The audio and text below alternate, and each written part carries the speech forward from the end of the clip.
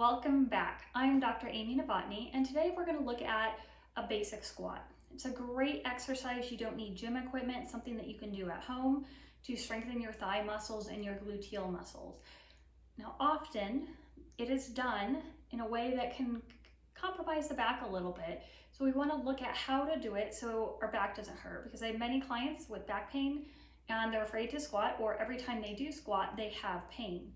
So we want to transfer the strength, the power, everything that's happening to our thigh muscles, but it's a little bit harder than it seems. So when you think of the basic squat, we're often taught suck your gut up and in, keep your back rigid, stick your butt out, and squat down. And you can see when I do this, I become very rigid. That might be great if you're lifting some kind of heavy weight and you're trying to keep yourself really rigid, where you need to splint yourself so you don't have a shearing force on your back. But for really targeting our leg muscles and focusing on feeling our thigh muscles work, we're going to change it up a little bit. So instead of making your back really rigid and that really strong arch in your low back, I'm going to say let your low back arch soften. Let it kind of flatten out or round out. And when you do that and you start to bring yourself down and you squat, feel your weight on your heels, and all of a sudden you start to feel your thigh muscles more, your quads in front, your inner thighs, and even your hamstrings.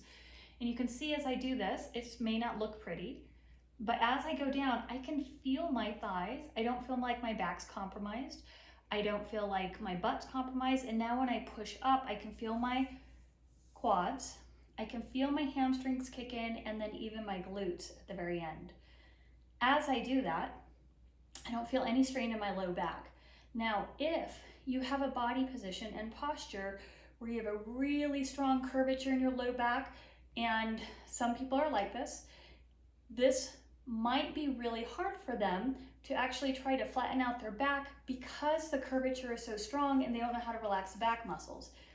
If that's the case and you feel pain and you have this type of position, then you need to do other exercises to learn to relax the back muscles so that the back muscles can relax enough to allow your vertebrae to stack appropriately on each other, so then you can then feel your thighs.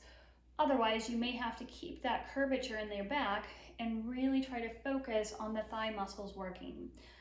Obviously, this is something I teach at a much more advanced stage when I'm working with someone, because if you have back pain, you don't want to exacerbate it by trying to force yourself to do this exercise. You need some skills on learning how to move your pelvis before this exercise is appropriate.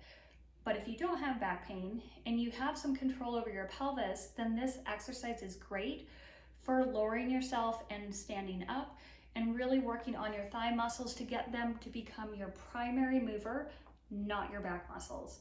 If you have any questions, please reach out to me, amy@paberinstitute.com, PABRinstitute.com. Thank you for joining us today. Have a great one. Talk to you later. Bye.